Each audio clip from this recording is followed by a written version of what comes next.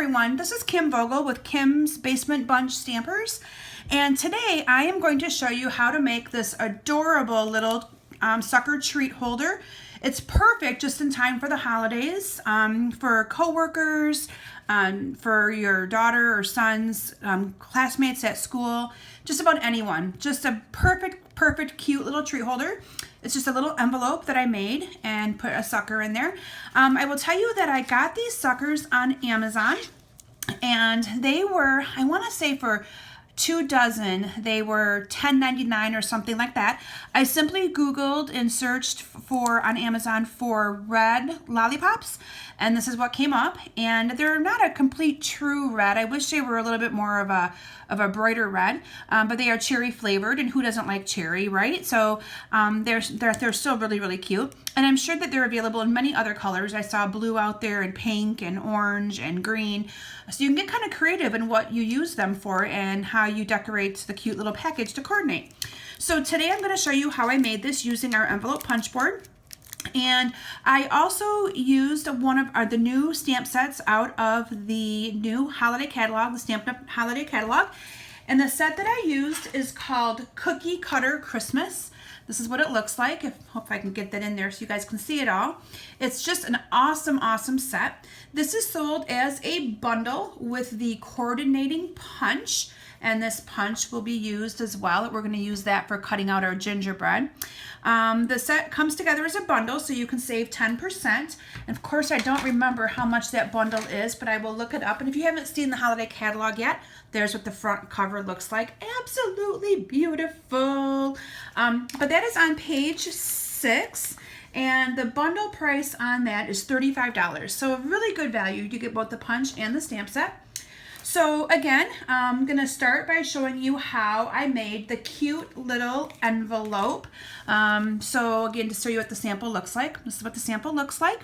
So I'm going to go ahead and show you how I made that. So let me bring in my envelope punch board. That is what I used to start this whole process with. So in case you haven't seen it or haven't used it, this is our envelope punch board. And I started off with a piece of 4x4 real red cardstock, and this is a really good value because you'll be able to get 4 of those cute little treats out of one 8.5 by 11 piece of paper. So really good value there, that you'll be able to make a lot of them and not have a lot of cardstock into it. Most of you probably already have used this or have seen this, that it has our cute little stylus here in the end. Love that, so you don't have to worry about losing it ever. So again, 4x4 piece of real red cardstock. And I'm going to start this out at the 1 3/4 inch line. For those of you that know how to use this punch board already, this might be a little bit repetition here, but I want to make sure everyone knows how to use it. So when you're using this, you only use this ruler part of it for the very first score. After that, we use this little guide, and I will show you that here in a second. So I'm going to the 1 3/4. I'm going to go ahead and punch this up here in the top. This is the punch. And then I'm going to score. I'm going to put my stylus right against that edge and use this little score guide to help me score. So you can see how I did that. And now I'm not going to use this up here again. I'm going to use this as my guide. So I'm going to rotate this. You can see where the little punch went. And I'm now going to line that line up that I made on that first score with the tip of that guide. So I'm going to line that right up, and I'm going to continue that process for all 3 sides. Punch and score, rotate, line that up, punch and score, rotate. Again, I'm going to line that up and punch and score. So that, and I always like to put this back away so I don't lose it. So that leaves me with this adorable little, envelope. I am going to show you what I also did on the, bring my sample back in here. You'll notice that on the sample, I did corner round the top of that, and that is so cool. It's a feature right on our envelope punch board. So I'm just going to pull this down so you can see the top of it here. And I'm going to put that, it's actually on one of the long sides, the long, not the little ones here. Put that in there, and I'm going to punch it, and that is going to corner round. You can make sure I did that good. See how that corner rounded that really nice? So now I'm going to go ahead and get this envelope punch board out of here and get our little scraps out of there. So now it's just a simple little assembly of putting this little box together, or envelope together. So I'm going to go ahead and I'm going to fold these sides up and I'm going to fold this flap up. Remember, the one that I did the circle on, or the little corner rounder, I do not want to fold that one because I left that up on my treat. Bring this back in so you can see. I left that one up so it would look like a true little envelope.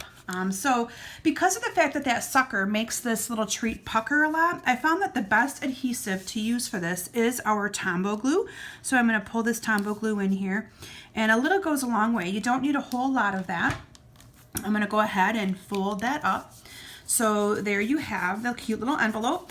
And usually I take a punch or something that I have handy. So I would normally put a punch on top of this like this for a little bit and let that dry really, really nice. But I have one done in advance that we can use to demonstrate the rest of the project. So let me find one that I have here already completed and bring this one in. So this one I already did in advance and it's nice and dry. So then what I'm going to do is I'm going to bring in our 1 1/8 inch circle punch, and I'm going to simply punch on the bottom, and this I just eyeball. I don't really, helps to make sure you get that in there the right way. I'm going to eyeball on the bottom, kind of get that in the center, and I'm just going to punch a couple little holes in there. Nothing fancy because no one's going to really see it, but you need that sucker stick to go right down inside that envelope. So bringing my sucker back in, and I'm going to kind of demonstrate and make sure it works there. And it does. See how nice that looks? And that is why you want to use the Tombow glue, because the sucker's nice and thick and you want that envelope to stay really, really glued good. I've tried all of the Stampin' Up! Adhesives and I find this one to work the best. So just a little tip there for you. So I'm going to go ahead and slide that sucker out of there. Know that that works now. Then what I did on the top of this little candy treat, I'm going to actually bring that one in here so you guys can kind of see it. I used a metallic doily, and I just used the top part of the metallic doily, and I cut it in half. These are actually in our Stampin' Up! Annual catalog. They're not in the holiday catalog. And I just adhered that right to the top there. You could leave it that big. You could cut some of it off. I mean, I kind of cut some off on that one, but this one I'm going to leave just as it is.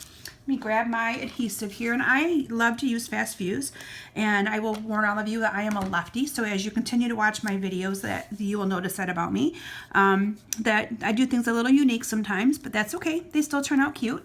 So I'm gonna go ahead and adhere that doily there, and that's just to add a little decoration to that adorable little treat.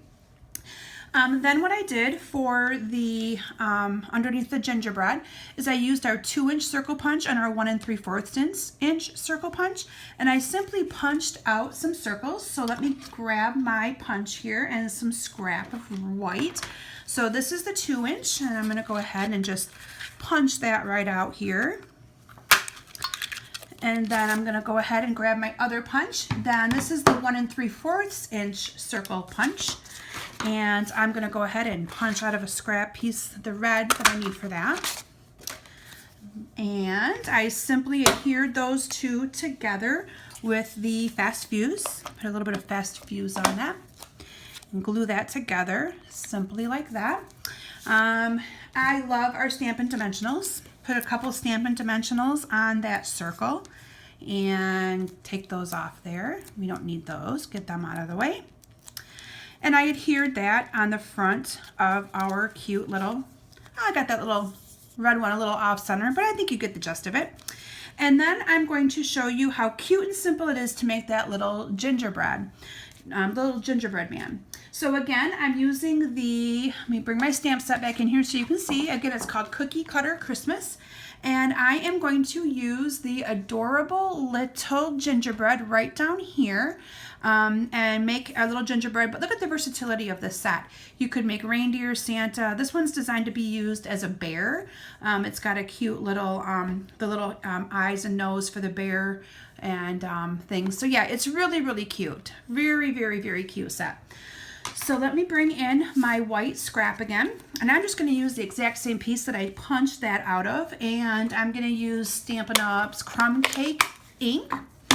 And I prefer to stamp underneath using one of our mats when I'm stamping with photopolymer. I'm not sure if any of you have ever done that, but I prefer to do that, especially with photopolymer stamps. I find that the little cushion gives it just a little bit better of a stamped image than if I was just stamping it on its own. You know, the photopolymer ones do not have the red rubber foam part, so that just kind of replaces that.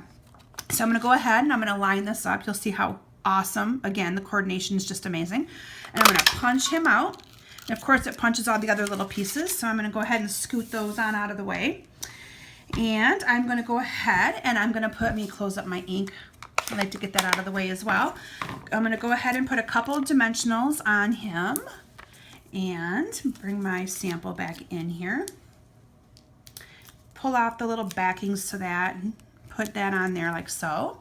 Cute, cute, cute. And I'm going to use, again, some scrap of my red. And you'll notice on my sample here that I have a cute little bow on him. And that is part of the punch, part of the cute little punch right here. You can see it on the end.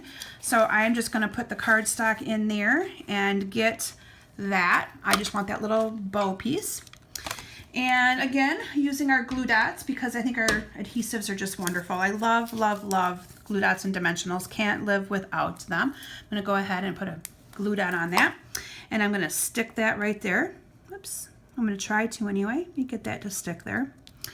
And there you have a cute, cute little treat holder. And then I'm going to go ahead and slide that sucker right in there. Look how cute and simple that was to make. So imagine making these in many different, you could do some Santa Claus with that stamp set. You could make some little reindeer ones or some teddy bear ones. The versatility of that set is just simply amazing. These are actually going to be cute little treats that my daughter is going to make with me to take to her school for Christmas for all of her classmates, and probably do some for our Sunday school teachers and some of our neighbors. I always like to get my kids involved in stamping with me. I think it's fun. And I'll tell you, when people receive these, they absolutely love them. So anyway, I encourage you to check out my website at kimsbasementbunch.com for the complete supply list on how to make this cute little adorable candy sucker holder. Thanks for watching today and hope to see you again soon. Bye.